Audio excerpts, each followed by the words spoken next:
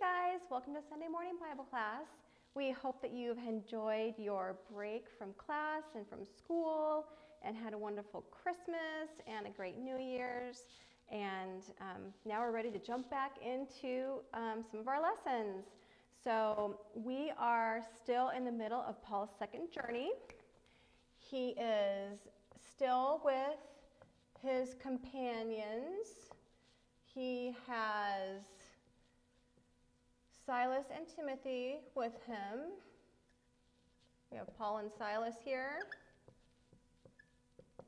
And Silas. And then Timothy.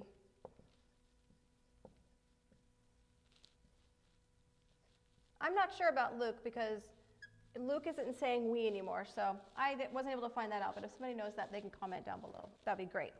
Okay, so we are on the second missionary journey, and he has his friends with him. And we'll remember, we have to go back a few weeks to remember that Paul was trying to preach in this region up here of Galatia and Phrygia and wasn't allowed to go. And so this is a very awful little map. He was in Troas. He had the vision to go to Macedonia where the guy's saying, hey, come over, preach the gospel to us. We want to know about Jesus. And so he hopped on a boat, and he and Silas and Timothy and Luke went to Philippi, and he preached in Philippi. And if you remember, in Philippi, they had the conversion of Lydia, the seller of purple, and the jailer of Philippi. Both of their households believed. Remember, he and Silas were in jail, and there was an earthquake, and then the jailer was going to kill himself because all the prisoners were gone, and they said, hey, we're still here, don't kill yourself. And so he listened to Paul's message and believed in Jesus because of that. So after they are in Philippi, he leaves there, and they go to Thessalonica, which is, it's more like this, right here. They go to Thessalonica. Thessalonica is a huge city. There's about 200,000 people who live in this city. That's like the Boise area, everybody. So this is a huge, huge city. And it was the actual capital of the Macedonian region. So it's a super, super important city. And for us, you'll remember that Paul writes a letter to the people at this church in Thessalonica later, 1st and 2nd Thessalonians, the two letters that he wrote to them. And so this is a huge, huge city. So Paul did in Thessalonica what he always does. If there is a Jewish synagogue, that is where he goes first. He goes to the synagogue to speak to the Jewish people first. And so it says he went there to preach Jesus. And it says he was there for 3 Sabbath days. So that would be 3 weeks. We can figure that out, 3 Saturdays. And Paul told these people about Jesus and him dying on the cross and resurrecting and dying for our sins. And a lot of people believed. Some Jews believed, some God-fearing Greeks believed. Remember, we're in northern Greece, so there's Greek people. And it says specifically that important women believed, which I thought that was so cool that Luke pointed that out, that important women believed too. So we've got some Greek guys that believed. We've got some women that believed. Let's get them on here. They're happy. They believed. And we've got these Jewish believers that believed also. Well, not all of the Jewish people in Thessalonica believed the message. And some Jews were extremely jealous that anybody, no, they're not happy about it. They're very mad about it. When they found out about the people, they're not happy. I'm giving them unhappy faces. he's sinister. So when some of the Jews found out that did not believe about Jesus, when they found out these people had all believed in Jesus and that Paul had taught them that, they were angry. And so they went and they found some people, not so great people, that they knew they could count on to start a riot. Now, if you've been watching the news at all lately, for like the past many, many months, there have been riots all over the nation. So these guys here, these guys persuaded these guys to riot and get into a mob, and they were looking for Paul and for Silas, but they couldn't find Paul and Silas. I don't know where they were at the time. So since they couldn't find Paul and Silas, they went to a man named Jason's house because Paul had been staying there.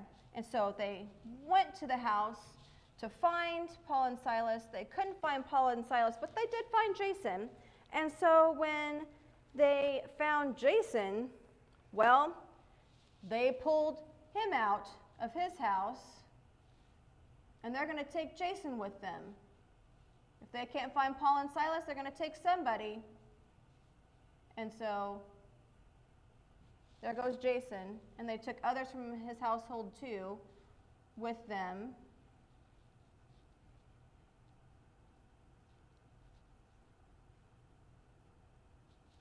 Those are little exclamation points. They're going, ah! So they took them, and they took them to the city officials.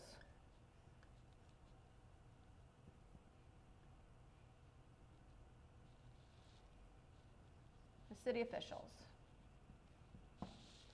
So when these guys brought those guys to the city officials, they said, these men, Paul and Silas, have been stirring up trouble all over the place, all over the world. And so this guy, Jason, has been letting them stay at his house.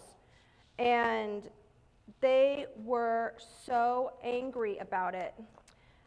And because then they went one step further and said, they said Jesus is king and not Caesar. And that was treasonous for a Roman to have anybody say that Caesar was not king. And so they were so angry about that.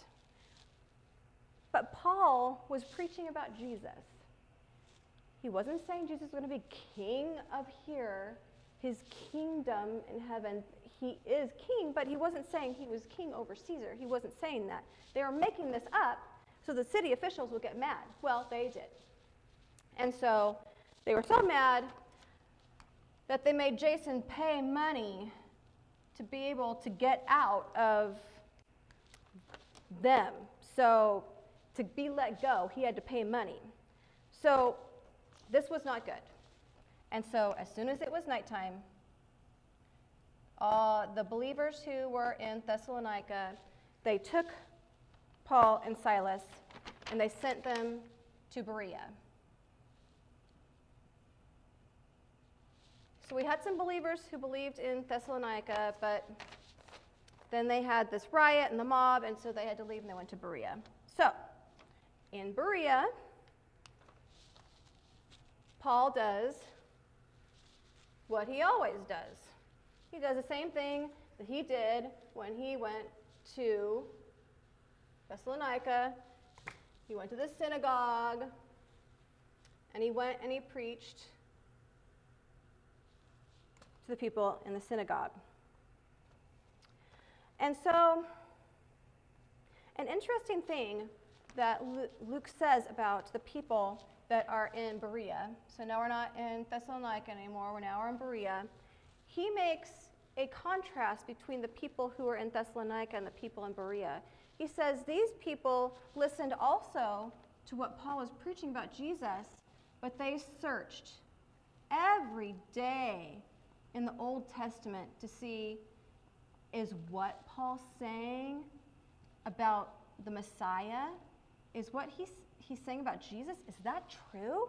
So every day when Paul would preach about Jesus, they would go back to the old scriptures and they would look and find out if he was really preaching them the truth. And so Luke says they were more noble, more righteous than the people who were in Thessalonica. Kind of an interesting thing that he would make a point to praise the Bereans for their searching of the scriptures. Well, again, many Jews believed. And again, important Greek women believed. And again, some Greek men believed too. Here's our men who believe. But, so word gets back from Berea to Thessalonica to those Jews who started the mob and made Paul and Silas have to leave. They found out about the people in Berea believing in Jesus, and they were fired up about that and mad about it. And so they went 45 miles from Thessalonica to Berea to cause trouble in Berea. It takes them about 3 days to get there. And they went there. And so when those people got there to cause trouble, then the believers in Berea sent Paul on to Athens. They got him out of there when that mob and the riot started all over again. And then Timothy and Silas were told to meet Paul later when they could. So, Paul, here he is. He is in Athens.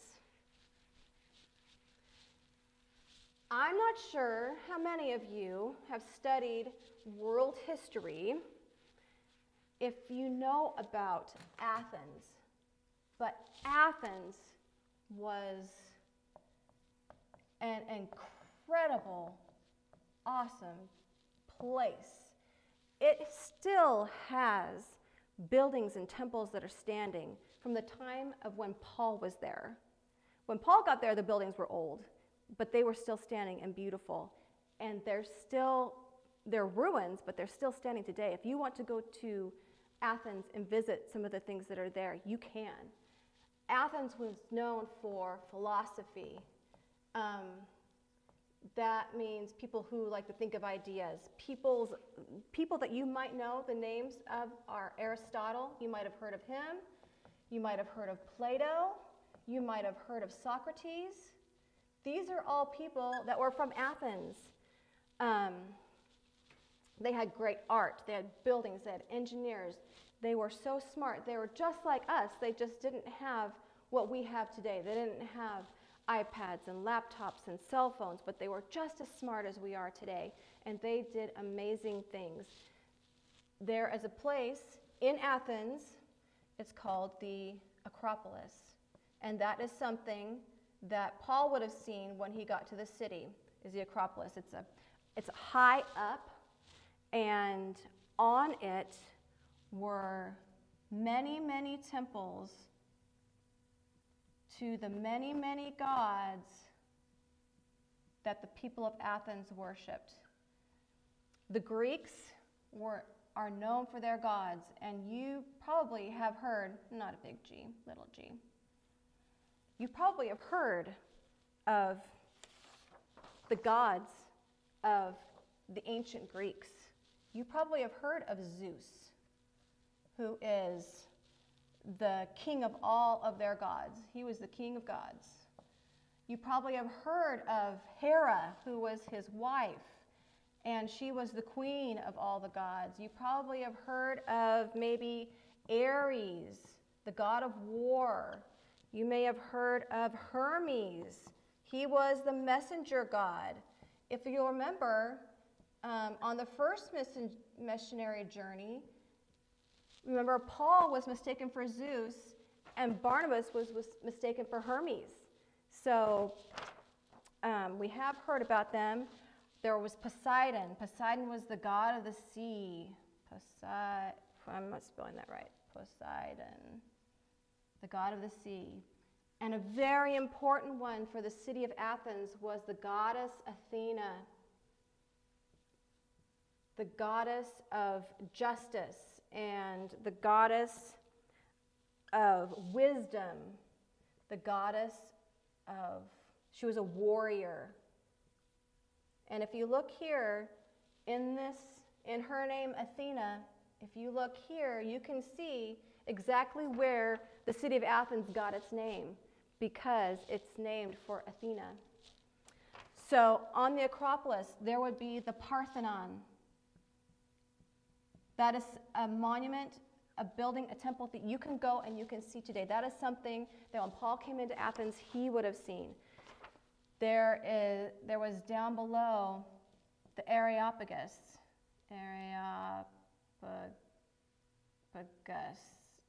I don't know if I spelled that right. I may have. There was the open market. In the market, the agora. It was a flat open space and merchants were there, but there were also temples to gods in the agora. I mean, there was things everywhere to these gods, and there's more than these. These are just some of the big ones. So when Paul gets to Athens, he's walking into this city that is full of philosophy, ideas, full of gods. And he would be walking amongst engineering feats, amazing things. The Parthenon was made of marble. And when you stand from a distance, it looks like it's straight up and down, but it's not, because the engineers knew that it would look a little bit lopsided from the distance. So they even took that into account when they built it. Inside the Parthenon was a statue of Athena made of ivory and gold. When the sun would hit it, it would shine and sparkle and be absolutely gorgeous. So this is where Paul is going into.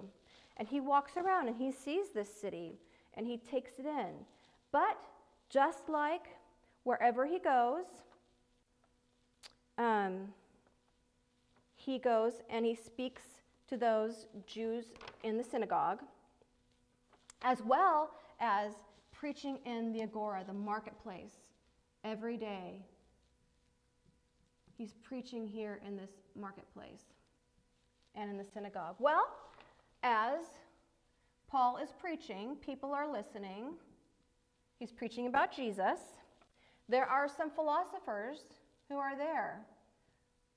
They have different ideas than Paul, but so they're amongst the crowd listening to the things that he's saying, and they are going, what is this guy talking about?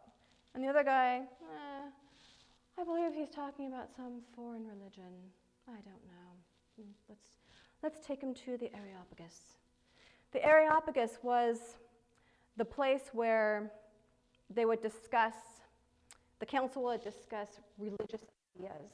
And Luke makes a point to say the people of Athens loved to discuss ideas. They loved to listen to ideas. That was what they loved to do. So with him having this new idea, they said, let us take him to the Areopagus. And so they do. They take him to the Areopagus.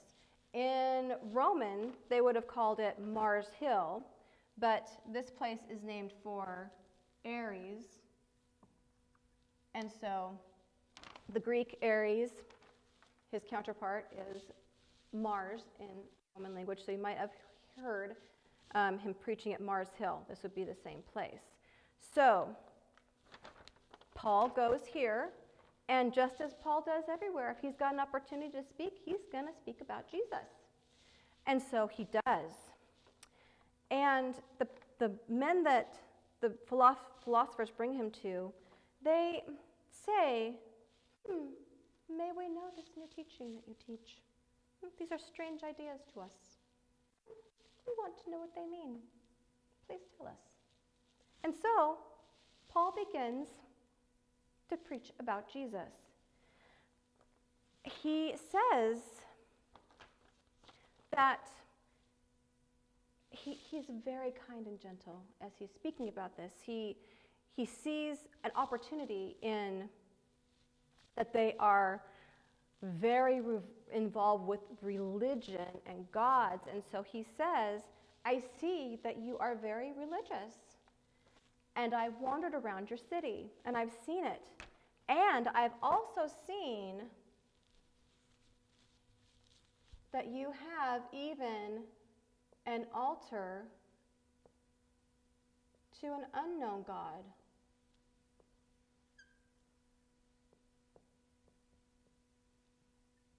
Because the Greeks weren't going to leave anybody out. So this is their catch-all. Well, this is one that we don't know about. We're going to have you up here too. So Paul says, I'm going to tell you about this one that you don't know about. But he's not unknown. He is God. I'm going to tell you about how he is. He is the Lord of heaven and earth. He is the one who created the world.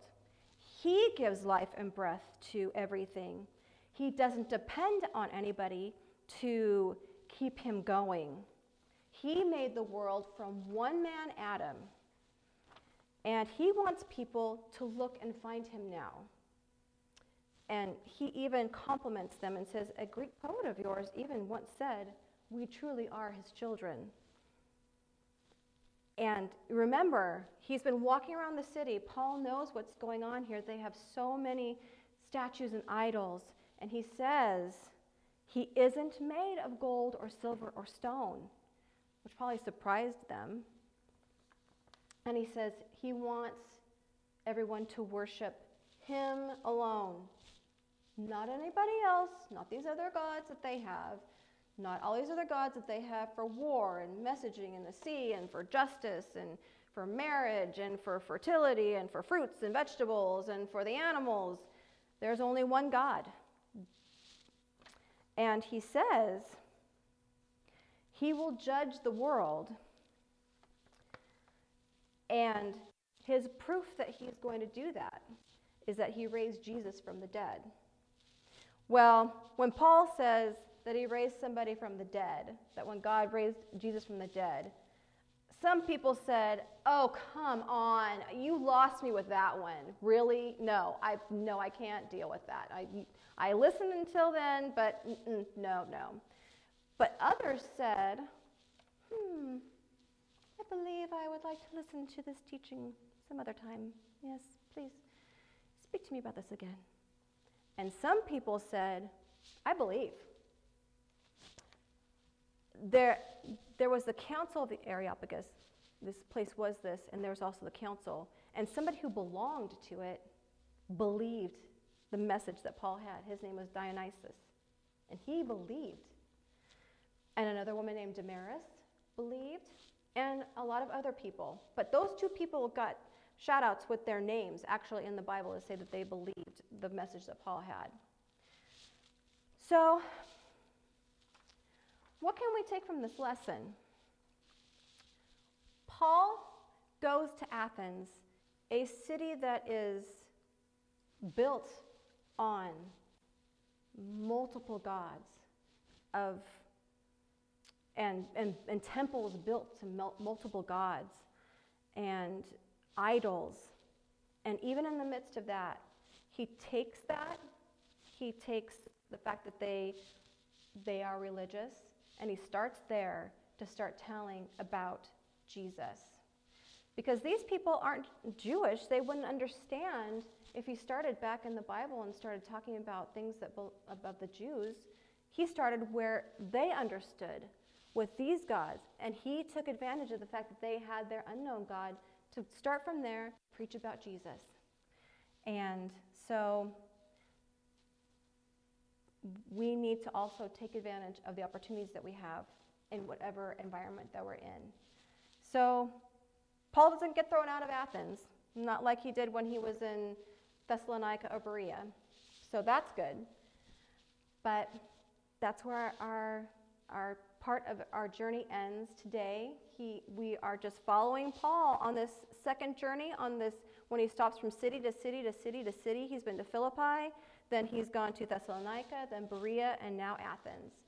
And I would suggest getting online and looking at some of the ruins that are in Athens. They are fantastic. The Parthenon is so majestic.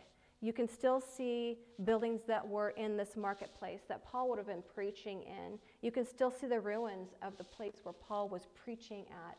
And I would just ask that you look at that, because the history of the Bible is meshed with the history of the world. The two are not apart from each other, they're together. And in this story of Athens, we can really see where the Bible and world history come together, and it's absolutely amazing. I hope you guys have a great day, and I love you. And if you have any questions, go ahead and comment, and see you later. Bye.